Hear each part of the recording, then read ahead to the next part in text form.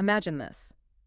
Imagine a galaxy where the very government you spent your entire life fighting to establish, to build from the ground up, suddenly turns around and just declares you a criminal. That's a tough starting point right there. Right, and imagine you're a guardian of peace, a hero. I mean, your name is literally a legend across 1,000 star systems, but the people you protect are now hunting you down. They want to hand you over to these horrifying alien invaders as, like, a bargaining chip. It's the ultimate betrayal. The ultimate. And just to really raise the stakes, imagine you are fighting for your own life while carrying an unborn child who's being poisoned by the very medicine that's keeping you alive. Wow. That is a very, very specific and very high-pressure scenario you're painting there. It honestly sounds like a complete nightmare. It really does, but that's exactly where we find ourselves today. We are diving deep into that high-stakes atmosphere of the Star Wars galaxy, and we're specifically looking at the events of Star Wars. The New Jedi Order Edge of Victory II, Rebirth by J. Gregory Keyes. A fantastic book. It really is. And let me tell you, the title Rebirth sounds so hopeful, you know? Yeah. It sounds like spring flowers and new beginnings, but the process to get there, it is messy, it is painful, and it is absolutely gripping. It certainly is. And, context is everything here. We aren't just looking at a simple space opera adventure where the good guys shoot the bad guys and, everyone goes home for blue milk. Right. This is way beyond that. This narrative marks a really significant turning point in the war against the Yuuzhan Vong. For a long time in this series, our heroes, Luke Skywalker, Han Solo, the Jedi, they've just been reacting. They've been on the back foot, totally trying to figure out who this enemy even is. Terrified by them. Completely. Terrified by their immunity to the Force, their bizarre organic technology. But here, in this book, we see a shift. The heroes stop just reacting and they start fracturing. They're breaking into different ideological camps on how to actually save the galaxy. Because the old way, the way they've always done things, it clearly isn't working anymore. The New Republic feels paralyzed. It really feels like they are just holding committee meetings while entire planets are burning. Exactly. Paralysis is the perfect word for it. Yeah. And our mission today is to unpack 3 very distinct parallel storylines that really drive this home. Yep. So first, we have a political thriller and this deep betrayal right at the heart of the galaxy on Coruscant. Then we have this philosophical and physical divide opening up between the older generation of Jedi and the younger students about violence and the Force itself. Mm-hmm. And then we get this fascinating, honestly terrifying look into the internal mechanics of the Yuuzhan Vong society. We go inside their heads. It really does feel like 3 different genres packed into one novel. You've got the political thriller with Luke, you have a family drama that's also a war story with the Solos, and then it's almost a detective noir with the younger Jedi. That's a great way to frame it. It really shows the full scope of the conflict. I mean, it's not just ships shooting at each other. This is a war that's being fought in Senate chambers, in medical labs, and, in the minds of the people who are fighting it. So let's start at the top, the betrayal at the core. We open with Luke Skywalker and Mara Jade Skywalker. And for just a second, it seems peaceful. They're on this floating park on Coruscant. Can you describe this scene for us? Because the setting itself feels so intentional. Oh, it's incredibly intentional. They're on an artificial island, and it's floating on the western sea of Coruscant. So right away, it's a manufacture in paradise. Right. Not real. Not real at all. Luke is walking barefoot in the sand, which is this really nice sensory callback to his roots on Tatooine. But Mara points out that this sand is sterile. It's clean. It's safe. It's the exact opposite of the gritty, dangerous galaxy they actually live in. It's a bubble. They're trying to live in a bubble. Precisely. They are trying to have one single moment of normalcy inside this bubble, where you feel for them. Mara is pregnant. She's showing quite a bit now. They're actually discussing baby names. A completely normal couple thing to do. Exactly. And Luke is worried about the burden of legacy. He mentions how hard it is for his nephew, Anakin Solo, to carry the name of his grandfather, Darth Vader. He just doesn't want that kind of weight for his own child. It's intimate, it's domestic, and it's just heartbreaking because, we, the readers, know it can't possibly last. And it doesn't. The bubble bursts the second Ken Hamner lands his ship on the platform. Now, Kent is a Jedi, he's a friend, but he's also their liaison to the military. He's the guy who has to play nice with the politicians. But he brings the absolute worst possible news. He informs them that the chief of state, Veila, has issued an arrest warrant for Luke and Mara. Okay, let's just pause on that for a second. An arrest warrant. Yeah. For Luke Skywalker, Yeah. the guy who blew up the Death Star, the guy who faced Vader and the Emperor and saved the galaxy, what on earth could they possibly charge him with? Well, on paper, the official charge is unsanctioned military action. Unsanctioned military action. Right. It stems from an incident at Yavin 4 earlier in the war. Basically, Luke and the Jedi helped organize a rescue for the students at the Jedi Academy when the Yuuzhan Vong attacked. Veila had forbidden New Republic military involvement because he was trying to, negotiate. So the Jedi acted alone. They acted with smugglers like Talon Card to get the kids out. And now Veila is using that against them. He's saying, you broke the law. You acted as a private military force without any authorization. But that's just the excuse, right? I mean, come on. Saving students from being slaughtered by invaders seems like a pretty good reason to break a rule. What's the real motivation here? Why would you turn on your greatest asset in the middle of a war? It's pure politics. It's cynical, calculated damage control. You really have to understand the atmosphere on Coruscant at this moment. The Yuuzhan Vong War Master, Savon Law, has just made this public offer across the holonet. All right, the offer to make peace. Exactly. He says, give us the Jedi and we will leave you alone. Which is so obviously a lie. We know the Vong want to consume everything. It's their entire religion. To us, the readers, yes, it's an obvious lie. But to a terrified populace and a politician who's desperate to keep his job, it's a very seductive offer. The people on Coruscant are rioting. They're terrified. They just want the war to end no matter the cost. And Veila is feeding into that. He's appeasing that anti-Jedi sentiment that's bubbling up in the Senate. By issuing this warrant, he's publicly distancing the government from the Jedi. He's essentially signaling to the Yuuzhan Vong, look, we're not with them. See, we're even trying to arrest them for you. It's a move to buy time and political capital. So he wants to have his cake and eat it too. He doesn't actually want to be the guy who hands Luke Skywalker over in chains, but he wants Luke gone so he can tell the Vong, hey, I tried. That's it, exactly. There's a both in saying they mention. To pick the Jedi out of his fur, Veila wants to just shake them off so he isn't politically liable for them anymore. If Luke goes into exile, Veila can tell the Vong they are outlaws, we aren't protecting them, without having to commit the moral atrocity of executing them himself. It's cowardice masquerading as strategy. Perfect way to put it. And it essentially makes the government an enemy of the Jedi. And Luke, he realizes this, doesn't he? There's this incredible moment where he just stops apologizing for who he is. Yeah, that was powerful. Yes, this is a crucial epiphany for Luke. For years, he's trying to work within the system. He wanted the Jedi to be the guardians of the New Republic, to serve it.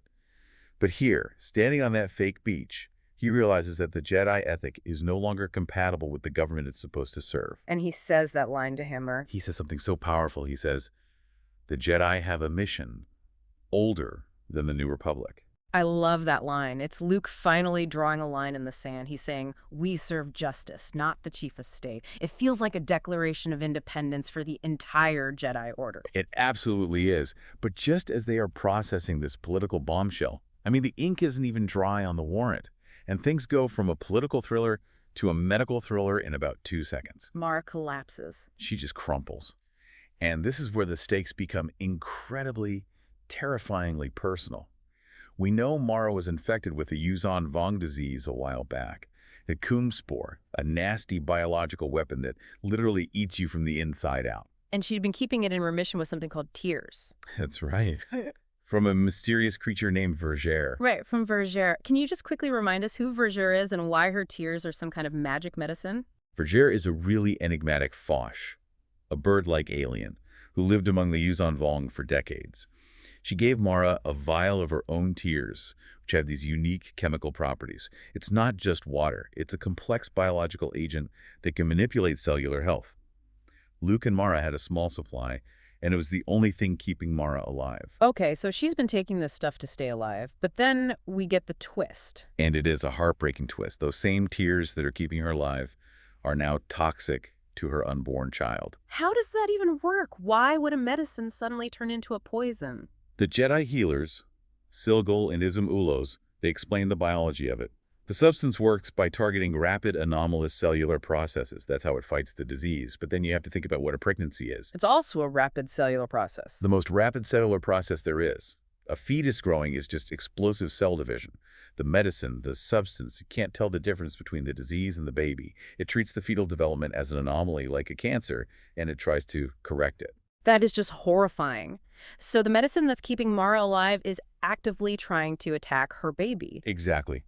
And Mara's body, her immune system, is fighting back to protect the baby. And that massive internal conflict is what created the toxic shock that made her collapse. So they're faced with an impossible choice. Utterly impossible. The only way to save the baby is for Mara to stop taking the medicine. But if she stops taking the medicine, the fatal Yuuzhan Vong disease comes back. Precisely. She has to risk her own life to save the child. And she makes that choice instantly. There's no hesitation. She decides she will stop the tears until the baby is born. And that brings them right back to that arrest warrant. It does. Because if she stops the medicine, she's going to get sick. Very, very sick. They can't just stay on Coruscant under house arrest. If she needs specialized medical help during the birth, or if the disease accelerates faster than they think, they need freedom of movement. They absolutely cannot be at the mercy of Veila. They have to run. They have to run now. So now they're fugitives from the New Republic. Luke Skywalker and a pregnant, dying Mara Jade are on the run. And the escape isn't quiet, is it? They get intercepted by Coruscant security. They do. And this scene is so significant because it shows the fracturing of not just the politics, but the military itself. Luke and Mara board the Jade Shadow, which is Mara's ship. They try to bluff their way past planetary control, but the order has already come down from the top. Detain them. They're surrounded. Completely. Surrounded by security forces in their own government's capital. It looks bad. I mean, they're being fired upon by the very government they saved. That's just such a tragic image. You have X-Wings with New Republic markings locking S-foils on Luke Skywalker's ship, but then who shows up to save the day? Rogue Squadron. The legendary rogues. Colonel Gavin Darklighter comes on the comms, and this is a genuine fist pump moment in the book. It really is. And Gavin Darklighter, remember, he's a cousin of Biggs Darklighter, Luke's childhood friend from Tatooine. Oh, wow, I forgot that connection. Yeah. So he's a hero in his own right, but there's that legacy there too. And he basically tells the Coruscant security forces to back off. He defies direct orders from the government to help the Jedi escape. Luke even tries to warn him. You know, he says, Gavin, you'll be court-martialed for this.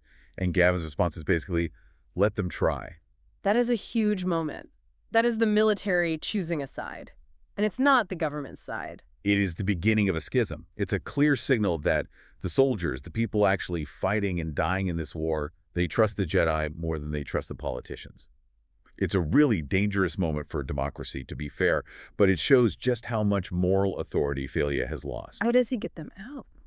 Gavin says something very dry, very pilot speak, like, I've explained their mistake to them, which you just know means I have locked S-foils in attack position and they are all terrified. The rogues escort Luke and Mara out of the system and they head for safety. And where do they go? I mean, where does the most famous couple in the entire galaxy hide when the galaxy itself turns on them? They go to the Errant Venture, which is, of course, an Imperial-class Star Destroyer, painted bright red and owned by the smuggler booster Tarek. The poetry of that. Isn't it just? The only safe place for the Jedi Grandmaster is on a former Imperial warship run by a known criminal because the legitimate government has turned on them. It just paints this perfect picture of a galaxy that's been turned completely upside down. It really does. So the Skywalkers are clear for now, but the rest of the galaxy is still a very dangerous place. Let's shift gears and look at the Millennium Falcon. We've got Han, Leia, and their son Jacen. And frankly, things are tense on that ship, even before the shooting starts. Oh, the family dynamic is. It's strained. That's putting it mildly. Han and Leia are trying to hold it all together, but there's this deep underlying friction with Jacen. Jacen has been going through a massive philosophical crisis for most of this series. He has sworn off using the Force for combat. He calls it Force pacifism. Which has to be driving Han Solo absolutely crazy. It absolutely does. Han is the ultimate pragmatist. If someone is shooting at you, you shoot back. End of story.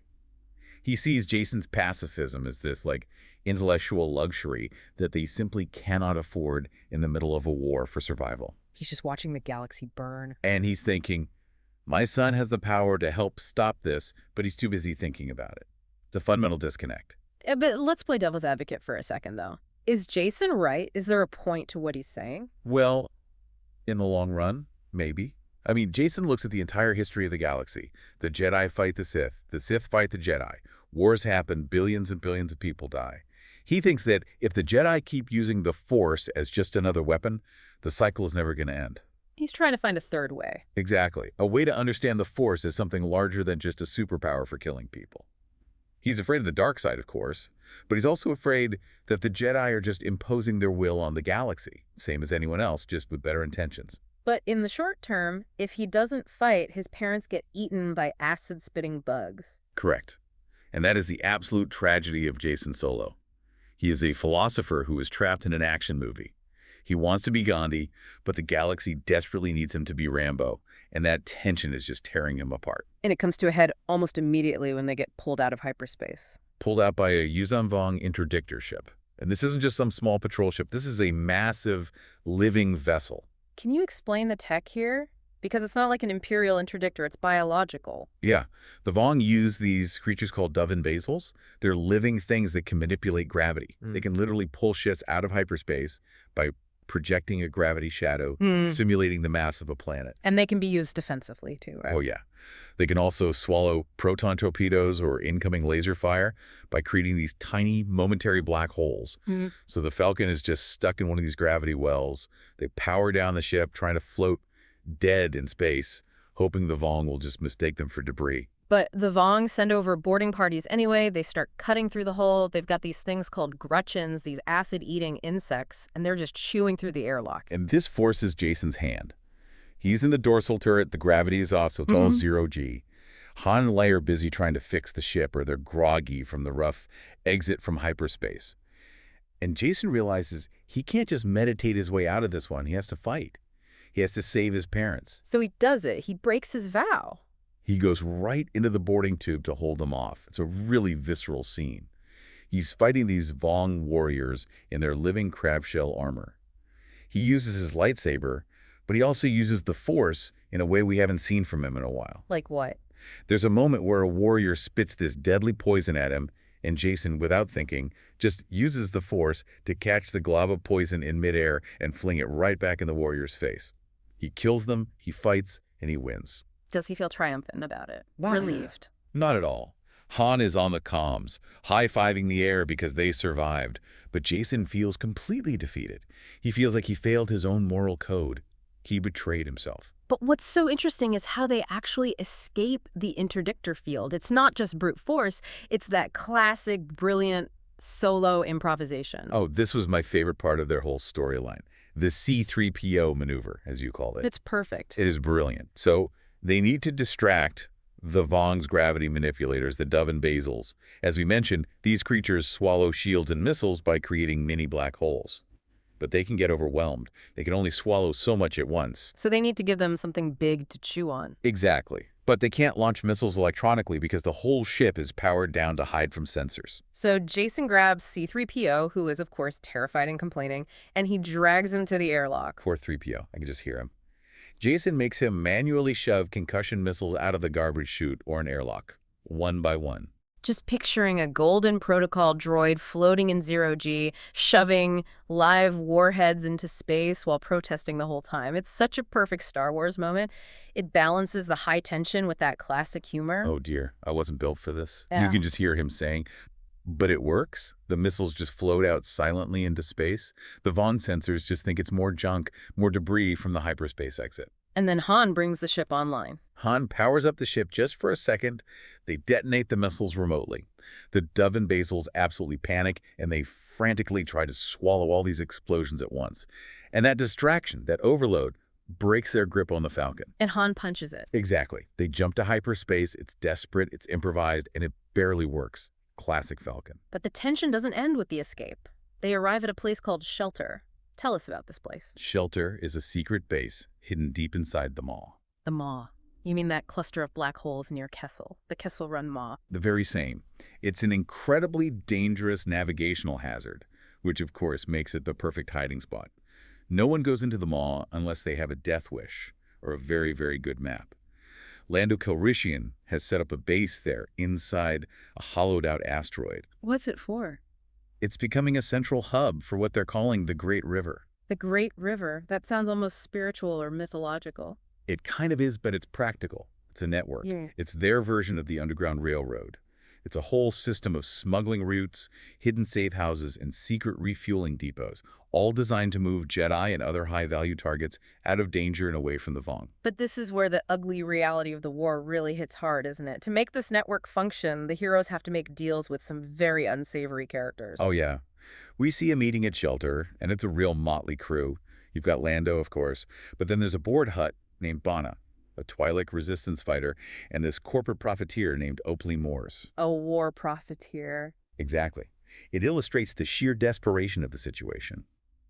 The New Republic isn't funding this resistance network, so Han and Leia, heroes of the rebellion, have to sit down and make deals with war profiteers.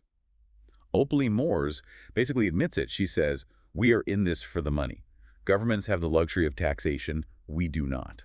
And the Hutt is only there because his business is being disrupted. Right. The Hutt is only there because the Vong don't respect Hutt business interests. Yeah. It's not about good versus either for them. It's about the bottom line. The enemy of my enemy is my friend. Or at least, the enemy of my enemy is my temporary business partner. It really highlights how the moral clarity of the old rebellion has just faded away.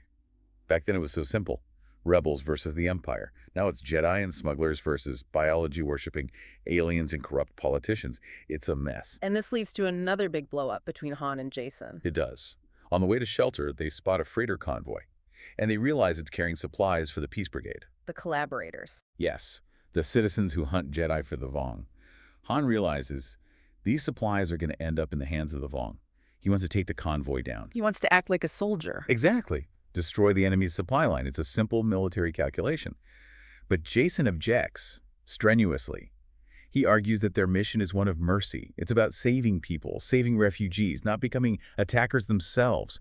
He's trying desperately to hold on to that moral high ground. He thinks if they start acting like pirates, they lose what they're fighting for. That's his fear. But Han is just done with the debate. He snaps. And he says something really harsh to Jacen. He says, "I didn't tell you this is a democracy. Do as you're told." Ouch. That feels really harsh coming from Han Solo, the ultimate anti-authoritarian.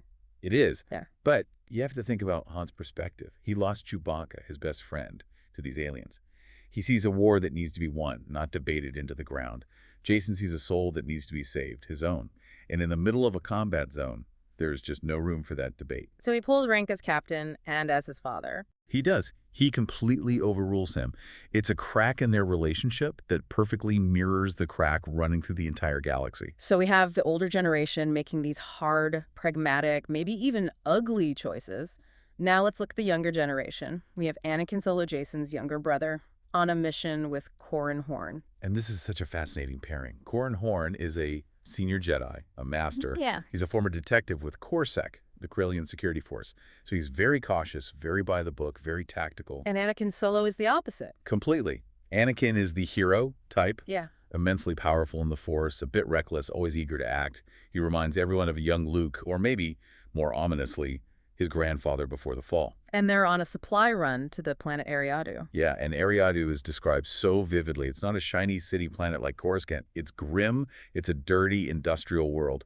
The text describes the air smelling like chemicals and ozone and kitchen midden. Nah. It represents the industrial decay of the galaxy, the places the New Republic has forgotten about. They are there incognito, just trying to get supplies. But Anakin and his friend Tahiri Veila, who came along despite Corran's hesitation, they sense something. They sense a Jedi in distress, and Corran tells them, "Stay put, don't blow our cover." But they're teenagers. Yeah. And they're heroes. They disobey immediately. They rush off to help. And they walk right into a murder. They do. They find a Rodian Jedi named Kelbis Nu being attacked in an alley. But his attackers aren't just some random street toughs. They are Peace Brigade. Okay, can we expand on the Peace Brigade a bit more? Who are these guys, really? They're collaborators. Yeah. They are citizens of the New Republic who have decided to side with the Yuuzhan Vong, usually out of fear, sometimes out of greed. They hunt Jedi and turn them over to the Vong in exchange for promises of safety. They're universally despised by our heroes, but on many worlds they operate completely out in the open. And that's the real shocker here. Anakin and Tahiri fight the thugs, but then the local police, the judicials, show up. And instead of arresting the murderers, they turn their blasters on Anakin and Tahiri. That was a genuinely chilling moment in the book. The police officer, a Lieutenant Themion, he basically says the Peace Brigade has a permit. a permit to hunt Jedi. He threatens to arrest the kids for interfering with the Peace Brigade's legal activities. So the system is completely broken. It shows just how deep the rot has gone. The collaborators have legal standing now. The institutions that are supposed to protect the innocent are now protecting the guilty. It's a nightmare. But before Keldisnu dies, he manages to whisper a clue to Anakin. Just one word. Yagdul. Yagdul, a planetary system. But before we get to that, we have to talk about Tahiri, because in the middle of this confrontation at the police station where they're being interrogated, something really terrifying happens with her. Yeah, she just loses it. She uses a Yuuzhan Vong battle cry. She screams it, right? She screams, Darok Vong Prat. And what does that mean? It roughly translates to process the remains of the Vong, but it's more like a slaughter cry. It means kill them all and sort the bodies later. And why does a teenage Jedi girl from the New Republic know a Vong war cry? This goes back to her profound trauma. Tahiri was captured by the Vong previously on Yavin 4. A master shaper, one of their scientists named Mizan Quad, tried to shape her. They experimented on her. What did they do? They physically altered her bone structure, which was later healed by the Jedi. But much worse, they tried to imprint a Vong personality onto her mind. They tried to brainwash her, to literally turn her into one of them. That sounds like absolute torture. It was. She was rescued by Anakin before the process was complete, but the mental scars, they remain. She has this Vong personality lurking in her subconscious, and when she gets stressed or angry, it surfaces. That's why she spoke the language at the police station. So it wasn't just her being angry. No, she was reverting to her programming. She blasts the officer with the Force and nearly kills him. And her use of the Force is described as violent, efficient, and really scary. It's not the Jedi way. And Anakin sees all of this. He does. And he admits to her later that he's scared. He tells her he had a vision of her. In his vision, she was older, scarred like a Vong warrior, and she was. She was dark.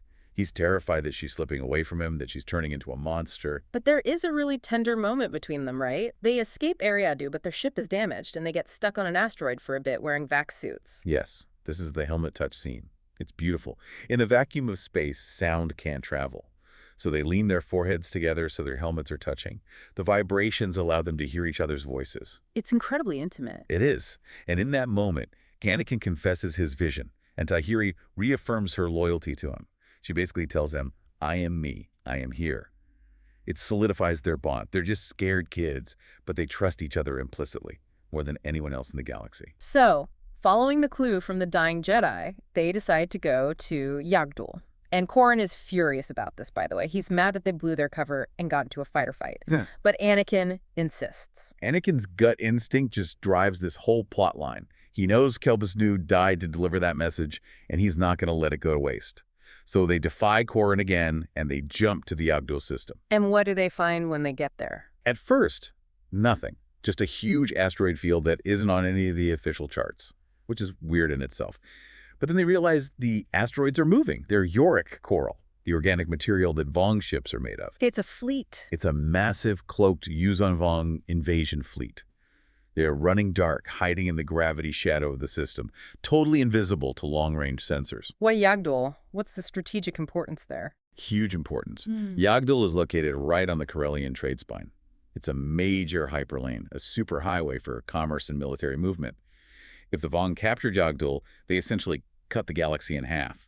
They can strangle the flow of supplies and reinforcements to the core worlds. So finding that fleet wasn't just a lucky break. It saved the New Republic from a surprise decapitation strike.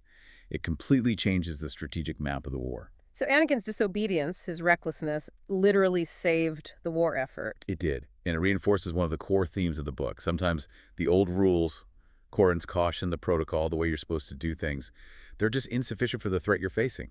Sometimes you have to be reckless to find the truth. Okay, so while the Jedi are scrambling and fracturing, let's look at the enemy. This deep dive gives us a really rare glimpse inside the Yuuzhan Vong mind. We get to see the War Master, Savong La, and he is dealing with a pretty gruesome injury. He is. He lost a foot in a previous battle. Actually, Jacen Solo cut it off with his lightsaber. Now, Vong technology is this advanced biotechnology. They could easily grow him a perfect clone foot that looks and works exactly like his old one. But he refuses. He refuses. And it's not masochism, it's honor, it's pride. In their culture, pain is glory, pain is truth. To just fix the wound with a clone would be pretending the injury never happened. It would be a lie. It would be denying the reality of the battle and his sacrifice. So what does he do instead? He has the Shapers grow the claw of a beast of Wassa and graft it onto the stump of his leg. A monster claw. Wassa was a fearsome predator from the Vong's original home galaxy. It's dangerous. It was wild. By grafting its claw to himself, La is symbolically harnessing that wild aggression.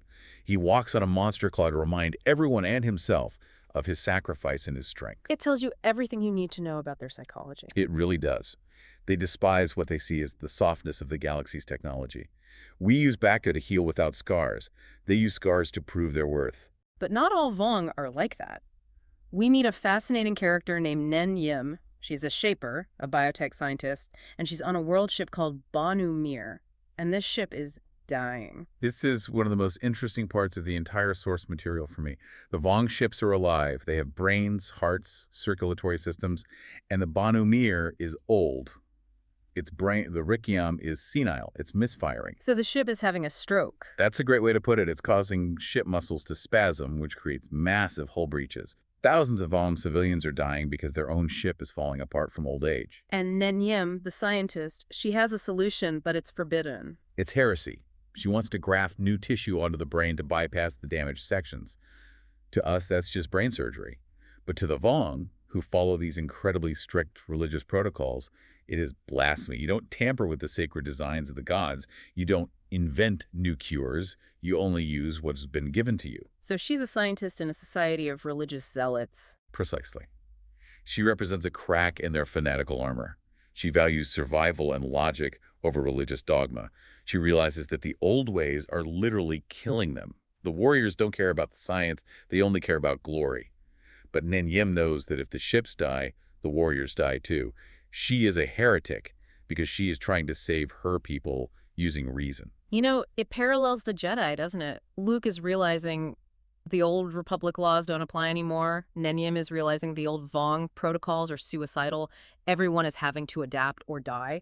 That is a brilliant connection. Both Yeah. sides are facing these deep internal crises where the traditionalists are clashing with the pragmatists. Yeah. In a weird way, Nen Yim is the Jedi of the Vong in this story because she's seeking a truth that goes against her own dogma, even if she's on the wrong side of the war. That is deep.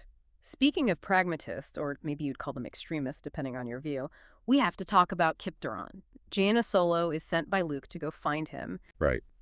Luke wants to bring all the Jedi back together, to unify them. But Kyp has been off running his own private war. He's the leader of the do-something faction of the Jedi Order. Right. He thinks Luke is too passive. He thinks Luke is too passive, too concerned with contemplation while people are dying. He's running his own squadron that he calls the Avengers, which tells you a lot. So Jaina tracks him to this dead solar system. And Kyp isn't just hiding. He's found something. He has found the ultimate nightmare. He takes Jaina to the Cernpittle system. Now, you have to remember, Cernpittle is where Chewbacca died. The Vong crashed a moon into the planet very early in the war. So it's a graveyard. It's a graveyard. But Kyp reveals that they didn't just destroy the planet for the fun of it. They are building something from the debris of the planet and the moon. It's a massive organic construct, spider-like. And it's not just another ship. What is it? It's a gravity weapon, but on a stellar scale. We've seen their Dubin basils swallow proton torpedoes. This thing links millions of Dubin basils together to generate gravity wells that are strong enough to pull solar flares directly off a star. It rips the sun apart? It harnesses the star itself as a weapon. Kyp shows Jaina a time-lapse hologram. The weapon pulls a massive ribbon of superheated plasma from the sun, a whip of solar fire, and flings it across thousands and thousands of kilometers. That is terrifying. That sounds like the Death Star, but it's using nature itself. That's a perfect analogy. It means they can destroy entire systems without even needing to land troops. They don't need to invade a planet. They can just scorch it clean from space. And this completely validates Kyp's entire argument. He tells Jaina, this is our war. He does. And he means they cannot afford to sit back and build safe houses like Luke wants. If they don't attack this thing, no, there won't be anyone left to save. It's an existential threat on a whole new level. And this puts Jaina in a really tough spot. She's loyal to her uncle, to Luke, but she's seeing the evidence right in front of her. And she agrees to help Kyp. She realizes that Luke's caution, while noble and well-intentioned, it won't stop a Suncrusher. So she takes the data Kyp has gathered to Rogue Squadron. It's another bridge being built, not between politicians and Jedi, but between the warriors, the pilots, who see the reality of the threat. So as we wrap up this deep dive, let's just look at the board. The New Republic government has actively betrayed its greatest heroes. The Jedi Order is split between Luke's passive, defensive posture and Kyp's aggressive, preemptive war. The Solo family is fighting amongst themselves about the very morality of fighting. And the enemy is out there building superweapons while their own society is starting to literally rot from the inside. And that title, Rebirth, it really takes on a heavy meaning, doesn't it? The Yuuzhan Vong want to rebirth the entire galaxy in their own image. Painful, scarred, what they call pure. The Jedi are undergoing their own painful rebirth, shedding their old identity as servants of the Republic to become something new, something independent. And then you have characters like Tahiri and Anakin who are trying to figure out who they will be when they grow up, if they even get the chance to grow up. It's a painful birth for everyone. Nothing is clean. Nothing is clean. The moral clarity of the rebellion era, Empire bad, rebels good, is completely gone. Now, the good guys in the government are the ones arresting you, and the bad guys, the extremists like Kyp, might be the only ones telling you the truth about the nature of the war. It really leaves us with a provocative thought, doesn't it? We always say we want our heroes to follow the rules, to be good. But in this story, the rule followers are the ones who are losing. The people who are actually making a difference, Gavin Darklighter defying orders, Anakin Solo disobeying Corran, even Nen Yim breaking religious law, they're the ones getting things done. It raises that timeless question, is morality static? Or does the very definition of right change when the survival of your entire civilization is at stake? Luke is trying to hold on to the high moral ground, but Kyp would argue that the high ground doesn't matter if it's about to be turned to ash by a solar flare. A terrifying thought to leave you with. Sometimes, just maybe, you have to be a little reckless to find the truth that caution is trying to hide. Thank you for listening to this deep dive into Edge of Victory, the Second Rebirth. It's been a pleasure. Join us next time as we see if the Jedi can somehow survive their own fracture, or if the galaxy burns before they can figure it all out.